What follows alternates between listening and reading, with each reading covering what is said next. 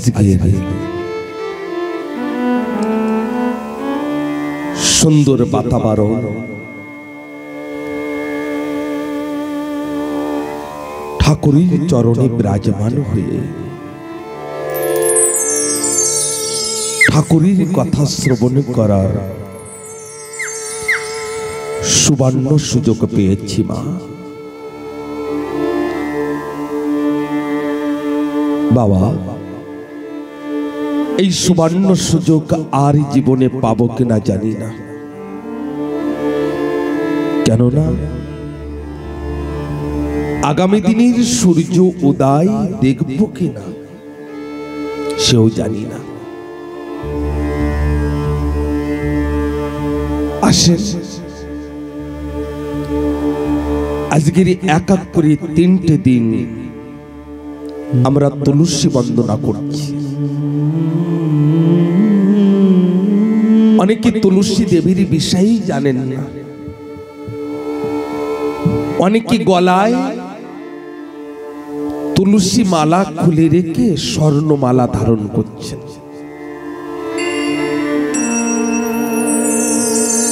এই তুলসী বিষয়ে অল্প কিছু কথা আমরা শ্রবণ করি।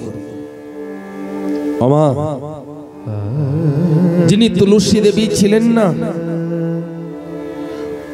উনি সাক্ষাৎ লক্ষ্মীর অংশ ছিলেন।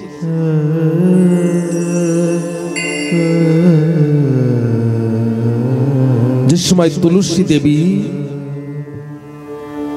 মনুষ্য রূপ ধারণ করেছেন, এত সুন্দরী ছিলেন দেখতে, কিন্তু তুলসী দেবী তন মন সব আমার নারায়ণের চরণে দিয়েছিলেন। গভীর বনের ভিতরে বিরাজমান হয়ে তুলসী দেবী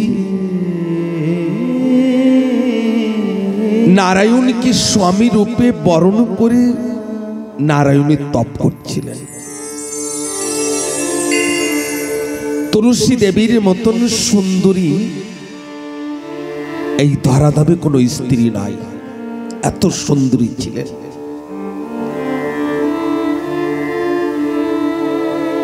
শঙ্কচূড় দত্ত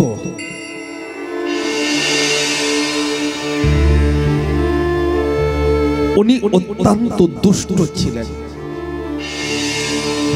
সকল সময় যুদ্ধ বিগ্রহ করতেন। যে সময় শঙ্কচূড় দত্ত তুলসী দেবীকে বনের ভিতরে দেখলেন, আর শঙ্কচূড় দত্ত তিনি মোহিত হয়ে গেলেন তুলসী দেবীর পরে। ও মাইয়া, এই তুলসী দেবীর কথাকে বলছি, একটু শ্রবণ করুন। এই কথাকে শ্রবণ করলে সর্ব পাপ হানিষ্যে প্রজাতে, এই মানবের দুঃখ কষ্ট দূরে চলে যায়। শঙ্কচূড় দত্ত তিনি কি করলেন? তুলসী দেবীর হাত ধরে তুলসী দেবীকে জোর করে ধরে রাজভবনে নিয়ে আসলেন। কিন্তু বাবা, গোপন কথা, শঙ্কচূড় দত্ত যিনি ছিলেন না, উনিও নারায়ণের অংশ ছিলেন। এই কথা অনেকেই জানেন না। তুলসী দেবী চিন্তন করলেন যে আমার তন তো শঙ্কচূড় দত্ত নিয়ে নিয়েছে, কিন্তু আমার মন, আমার শ্রীহরি বিনো আর কেউ পাবেন না। কিন্তু বাবা, আমরা এই মৃত্যু লোকে এসেছি 3টে ঘন্টার জন্য, শিশুকালে, যৌবনকাল আর বৃদ্ধকাল। এই 3 ঘন্টা নাটক করে সকলকে চলে যেতে হবে, শরীর একদিন ছেড়ে। কিন্তু তুলসী দেবী কি করতেন? সকল সময় ঠাকুরের সম্মুখে বিরাজমান হয়ে ঠাকুরের ঘরে স্বামীর মঙ্গল কামনা করতেন। আর শঙ্খচূড় দত্ত এই তুলসী দেবীর কারণে ওর মৃত্যু ছিল না, অমর ছিল। বড় বড় রাক্ষস দেবতাগণ সকলে হার মেনে এই স্বর্গ মর্ত পাতাল জয় করে নিয়েছিল শঙ্খচূড় দত্ত। কিন্তু বাবা, এই মানবের জন্মে আশার পরে আশা, এই আশাই পূর্ণ হতে চায় না। যেদিন আমাদের কাছে কিছু না ছিল না, সেদিন অনেকে আশা করেছিলেন ঠাকুর আমাকে লাখপতি তৈরি করো। আর যে লাখপতি হয়েছেন সেই বলেন ঠাকুর আমাকে করোড়পতি তৈরি করো। যেই করোড়পতি হয়েছেন তারপরে বলেন ঠাকুর আমাকে আরবপতি, তারপরে খারবপতি, তারপরে কি কি পতি আছে জানো। এই মানবের আশা পূর্ণ হয় না। তেমনি শঙ্খচূড় দত্ত স্বর্গ মর্ত পাতাল জিতে নিয়েছেন, সব জায়গায় রাজ করছেন। আর মনে মনে চিন্তন করছেন কৈলাস তো বাকি থেকে গিয়েছে, ওই কৈলাসকেই জয় করব। আর ভোলেনাথ যেখানে বিরাজমান হয় না আমি ওখানে বসবো। মা, জীবনে দুটি মন্ত্রকে ধারণ করে নেন বাবা। এই দুটি মন্ত্রকে যদি ধারণ করেন তা জীবনে কোনোদিনই কষ্ট আসবে না, দুঃখ আসবে না। কি মন্ত্র জানেন? আমার এই ভাগবত কথা প্রত্যেকে কথা অমৃতময়। এদিক ওদিকে দেখতে থাকবেন, ঠাকুরের কথা শ্রবণ করবেন না। বাড়িতে যাবার সময় কি বলবেন জানেন? কথা তো খুব ভালো হয়েছে।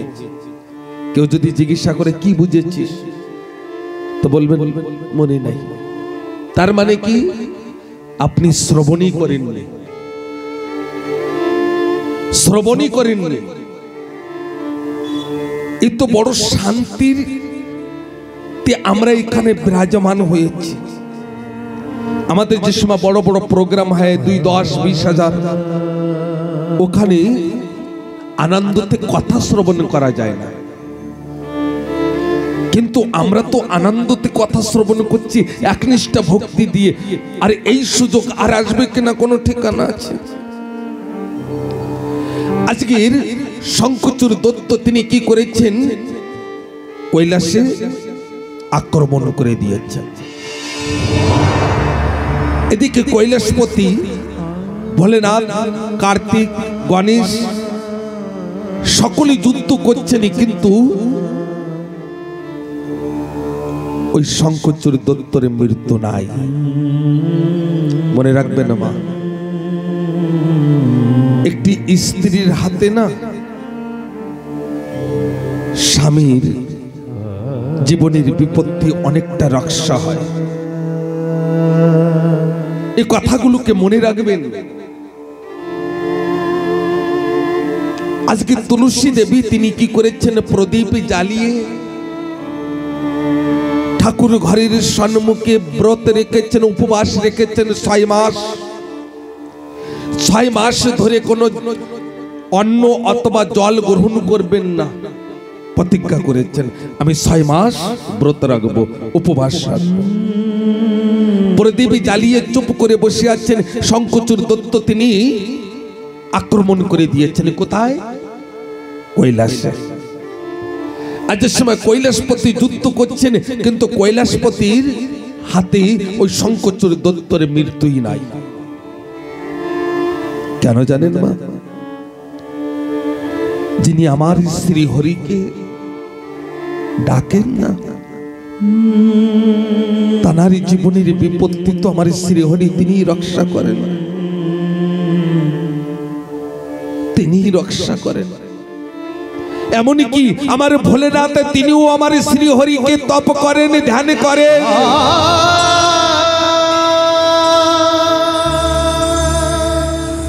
আজকের তুলসী দেবী চুপ করে ওই প্রদীপের দিকে তাকিয়ে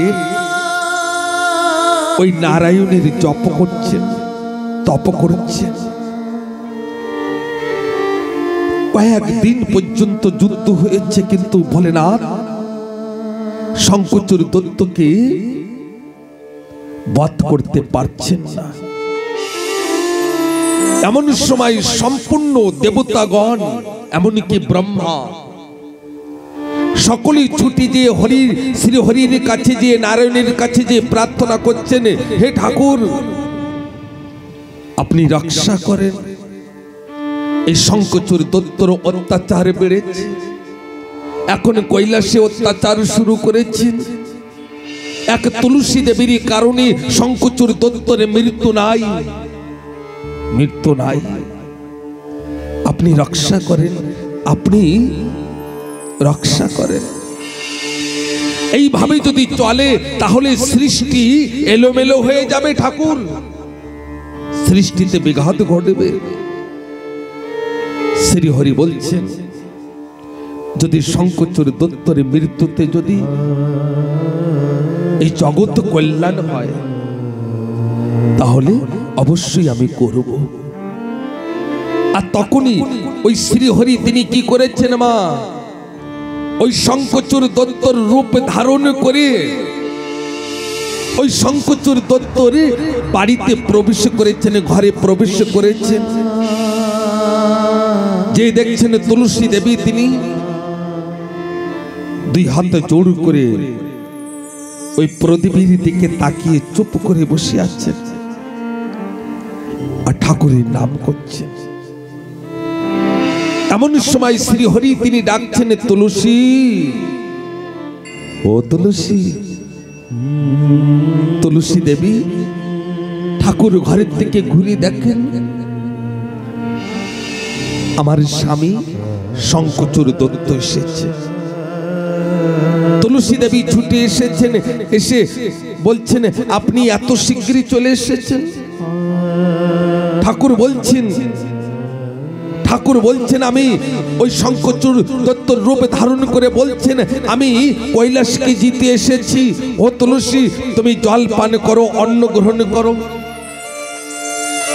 জানেন বাবা, তুলসী কি বলছেন, না না, আমি জল গ্রহণ করব না। কেননা আমি 6 মাসের জন্য উপবাসের প্রতিজ্ঞা করেছি, 6 মাস আমি ব্রত রাখার প্রতিজ্ঞা করেছি, আমি করব না। এদিকে সম্মুখে ঠাকুর ঘরে জল আছে ঘটিতে, ঠাকুর নিজে হাতে এনে ওই তুলসী দেবীর মুখের কাছে ধরে বলছে, তুলসী জল পান করো, আমি তোমার স্বামী বলছি জল পান করো। আর যে সময় ওই তুলসীকে জল পান করিয়ে দিয়েছেন ঠাকুর নিজে হাতে, সেই সময় ওই কৈলাসে ওই শঙ্খচূড় দত্তরের মৃত্যু হয়েছে।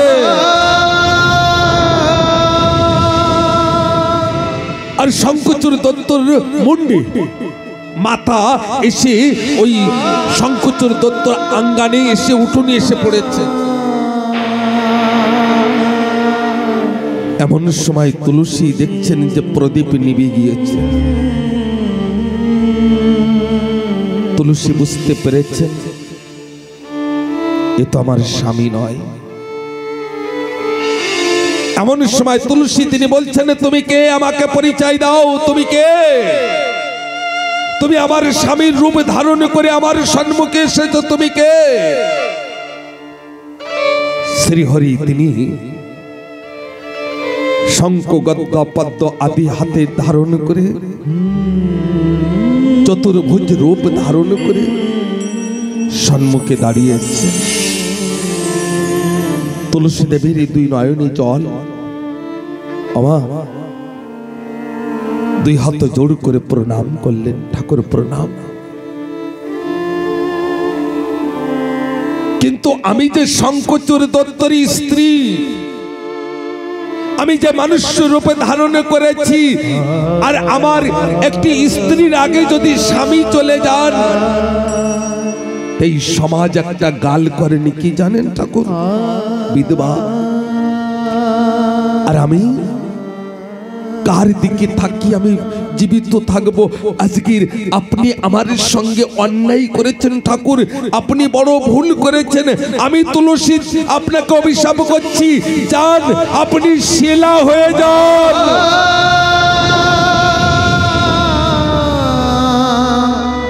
শিলা হয়ে যান। অনেকে দেখবেন শালিগ্রামকে পুজো করেন। ঠাকুর তিনি সাক্ষাৎ নারায়ণ, তিনি বলছেন তুলসী তোমার তপে তোমার জপে আমি অত্যন্ত সন্তুষ্ট পেয়েছি, আনন্দ পেয়েছি। ও তুলসী,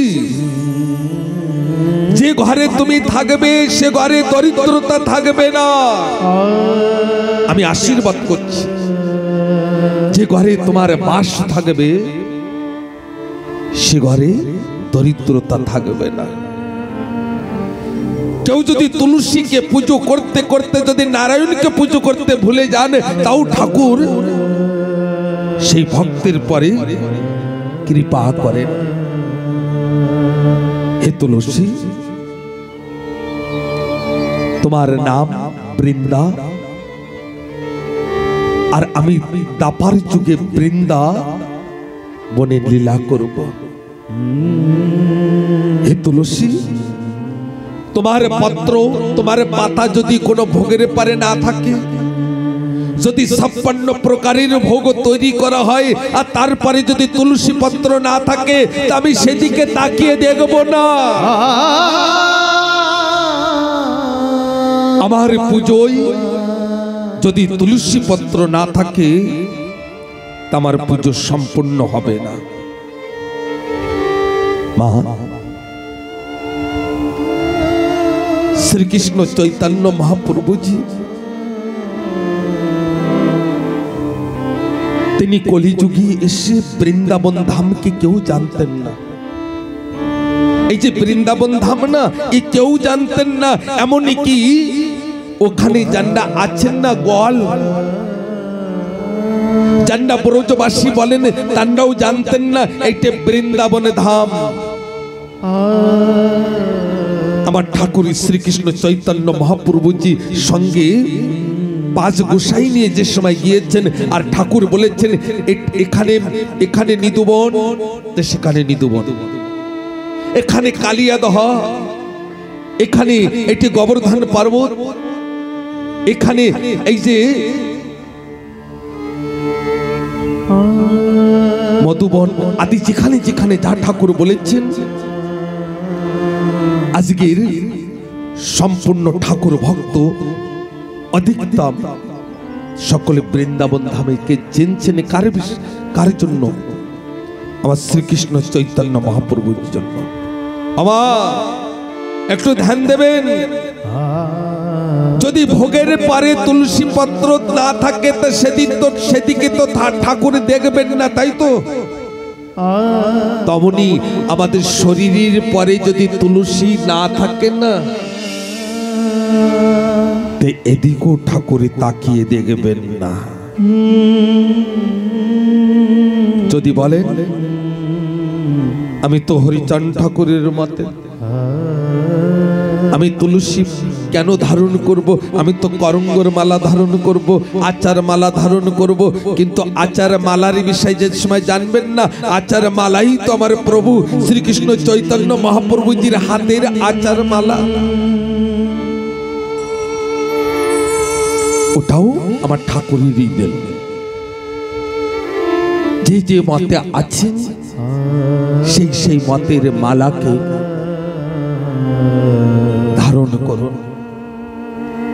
আর একটু বেশি কথা বলবো নাকি? তা শোনেন, বাবা যারা কৃষ্ণ নামে দীক্ষা গ্রহণ করেছেন তানাদের বিশেষ করে বলছি, দেখবেন এই 79-এ হাট হয় না প্রত্যেক রবিবারে, হাটের পরে না রাত্রে দেখবেন কিছু ওই কুকুর আদি ঘুরে বেড়াবে, তা সকলেই কিন্তু তাড়াতে থাকেন। কেন? কেননা এগুলো হচ্ছে ফালতু কুকুর, তাই না? তেমনি আমাদের মানবের ভিতরেও কিন্তু কিছু মানব ফালতু আছে। তান্ডা জীবনে কোনোদিন হরিনাম করেন না, তান্ডা কোনোদিন ঠাকুরের কথা চিন্তন করবেন না, তান্ডা কোনোদিন বড়দের কখনো সম্মান করবেন না, মাতা পিতাকে কখনো আদর করবেন না। সৎ মানবকে ধারণ করতে হবে, সৎ মানবের সঙ্গ ধরতে হবে, সাধুগুরু বৈষ্ণবের আশীর্বাদ গ্রহণ করতে হবে।